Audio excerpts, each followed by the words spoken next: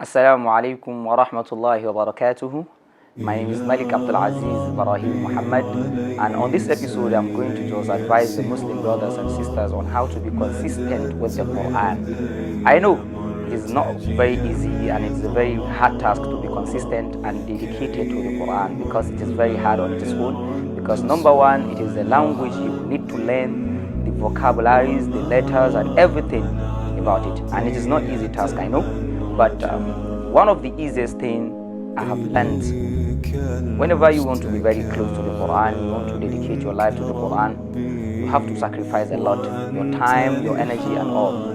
And the number two is that you have to purify your intentions, and the class is very important. Like, intentions are very important when it comes to memorizing the Quran or learning the Quran.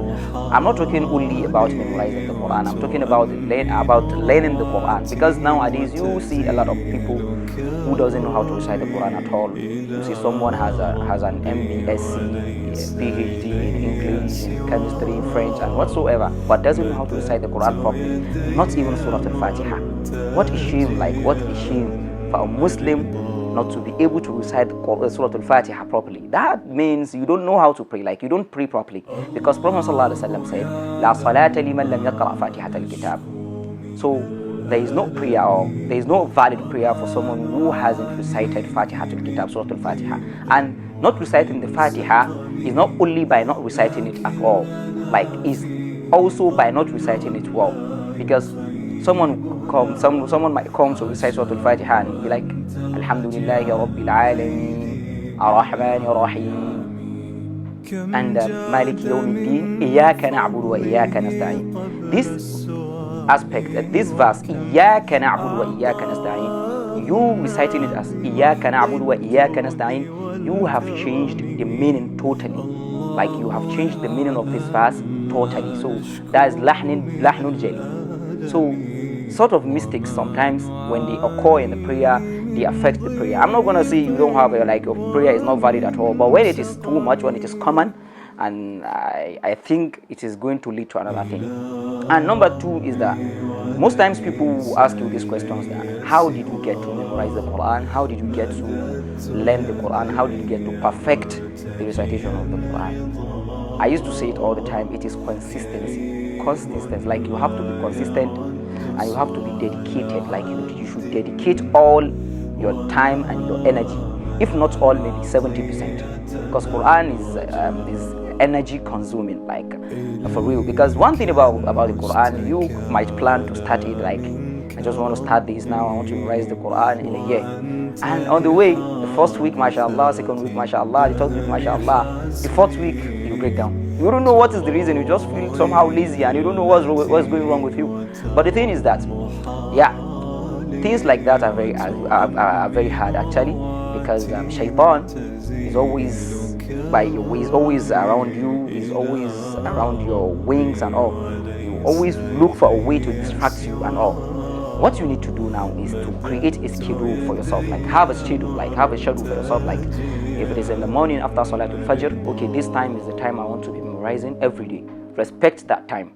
Always come at that time, sit and memorize. At least even if you are not able to memorize a lot, memorize 1 or 2 verses, it's okay, alhamdulillah. One thing people don't know about memorizing Quran is that it's not about how much you take. Because sometimes some people will be memorizing a page, 2 pages, 3 pages. I have never in my life memorized a page in my life. I have never memorized a page, I used to say it. So you don't need to go fast when you want to memorize the Quran. And most times when you memorize the Quran so fast, the memorization is kind of weak. It tends to be very weak actually. So sometimes you need to take it slowly actually, because what is there is that the revision matters. So when you are memorizing too much, you wouldn't be able to memorize properly. When you memorize a page in a week, you'll be able to memorize it, you'll be able to revise it properly. It's not going to give you a hard time revising it. Unlike when you memorize 6 or 7 pages a week, you don't have enough time to revise it. And even if you revise it, it's not going to be as strong as the 1 page the other person memorized. So that's it. And I think this should be the most important part of this talk, because I said it earlier, it's not about memorizing the Quran alone, it's about learning the Quran also.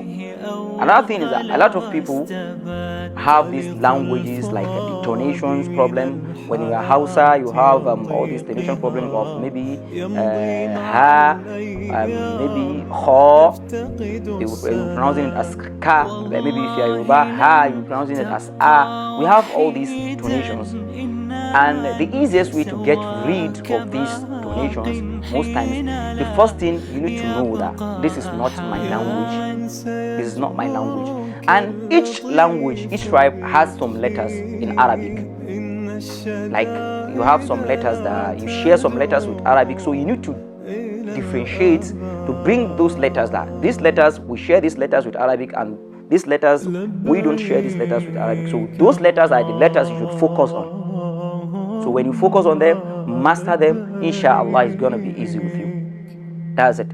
And number 3 is aspect of voice, like recitation, how to make your voice a better voice, or how to have a very good voice while reciting the Quran. The best way is to learn the tajweed of the Quran, the phonics of the Quran. I think that's the best way, that is the easiest way to have a very nice voice while reciting the Quran. So that's the easiest way, because when you know the tajweed and you put it in practice, it will give you a hint on how to recite with a very melodious voice, mashallah. And I think with this I will stop here, inshallah. We'll meet in the next episode. Assalamu alaikum wa rahmatullahi wa barakatuh.